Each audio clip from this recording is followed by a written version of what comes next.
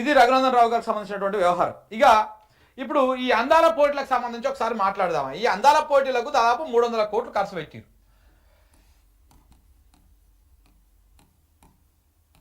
అందాల పోటీలు అని చెప్పేసి ఈ అందాల ముద్దుగుమ్మలను తీసుకొచ్చి వాళ్ళకు ఆతిథ్యం ఇచ్చి వాళ్ళకు సకల సౌకర్యాలు చేసి ఇవన్నీ చేయడానికి దాదాపు అటు ఇటుగా ఒక 300 కోట్ల రూపాయలని ఖర్చు పెట్టారు. 300 కోట్లు రూపాయి, 2 రూపాయలు కాదు, 300 కోట్లు ఖర్చు పెట్టారు.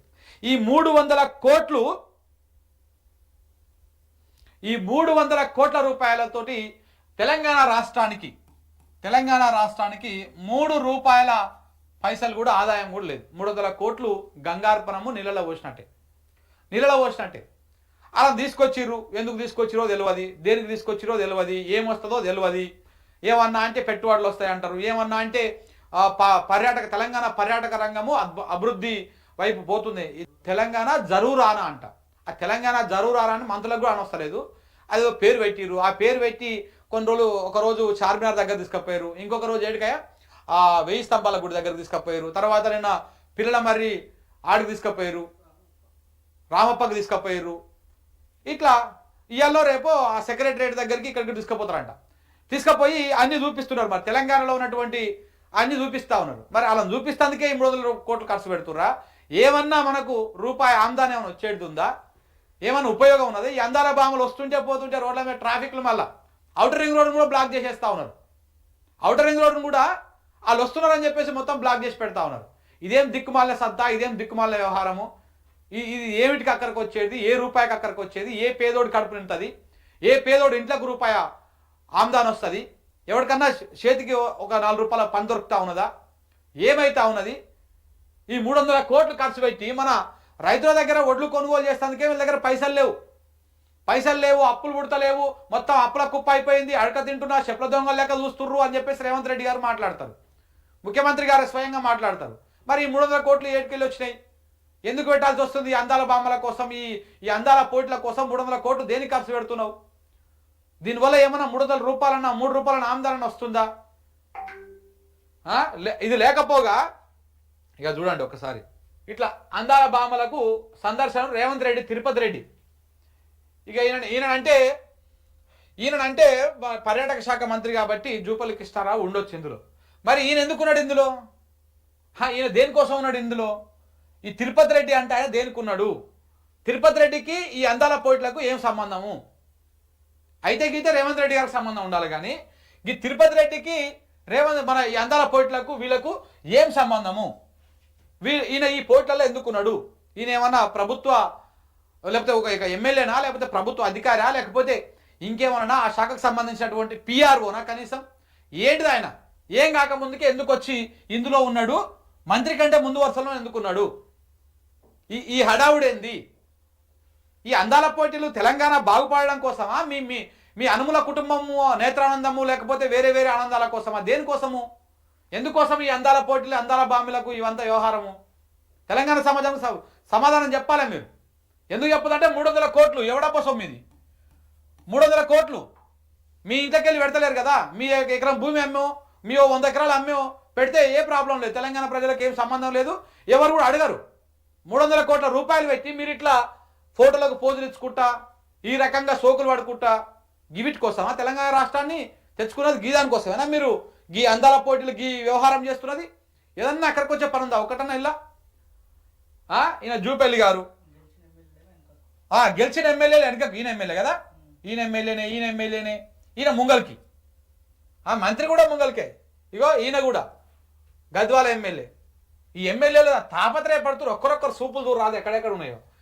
ఇవన్నీ పక్కన పెడితే నాకు గిన గురించి చెప్పాలనిపిస్తుంది. ఈయన ఎవరు తెలుసా? మహబూబ్నగర్ ఎమ్మెల్యే. ఆయన పేరు ఏం పేరు? శ్రీనివాసరెడ్డి, ఎన్ఎం శ్రీనివాసరెడ్డి అని. ఎన్ఎం శ్రీనివాసరెడ్డి అని ఈ మహానుభావుడు అప్పట్లో ఒక మాట మాట్లాడండి, గుర్తుకుందా? మా పాలమూరులో బతుకమ్మనే ఆడరు, మేము బతుకమ్మ ఆటలే ఆడము అని చెప్పేసి మాట్లాడండి ఈయన. మరి అందాల పోటీలు ఆడతారే మీ పాలమూరులో?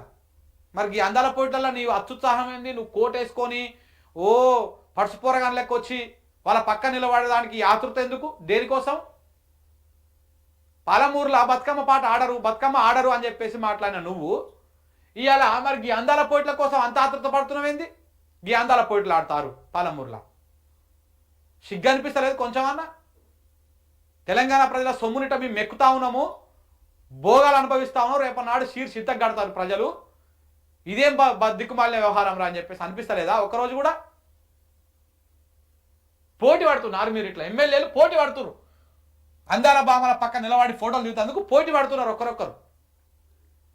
గదేదో పని చేసే దాంట్లో పోటీ పడవచ్చు కదా, గా రైతుల ఒడ్లు కొనుగోలు చేసే దాంట్లో పోటీ పడవచ్చు కదా, గా పేదలకు మంచి పని చేసే దాంట్లో పోటీ పడవచ్చు కదా. వీళ్ళు ఎలా పోటీ పడుతురు తెలుసా? ఇసుక దందాల పోటీ పడుతురు, మట్టి దందాల పోటీ పడుతురు, అక్రమ దందాలు, స్మగ్లింగ్ వ్యవహారాలల్లో ఇట్లాంటిదల్లా పోటీ పడుతున్నారు మీరు. కానీ ఇగో ఈ ఏది కూడా అక్కడికి వచ్చే దాంట్లో ఎలా పోటీ పడతలేరు.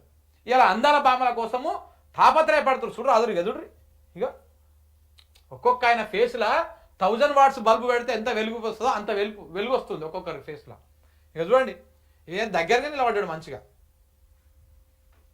అబ్బబ్బబ్బబ్బబ్బా, ఏమి రాజభోగాలయా మీ ముంగల. ఈ తిండి, బాటిల్ కాస్ట్లీ వాటరు తినురి. ఎవరి పాలయ్యింది రో తెలంగాణ పాట చూసినావు? ఎవడెళ్తున్నాడు రో తెలంగాణ? ఇగో ఇట్లా రాకాసులో పాలయ్యింది, రాకాసులో వెళ్తా ఉన్నారు. ఇక చూడ్రి, ఇక చూడు.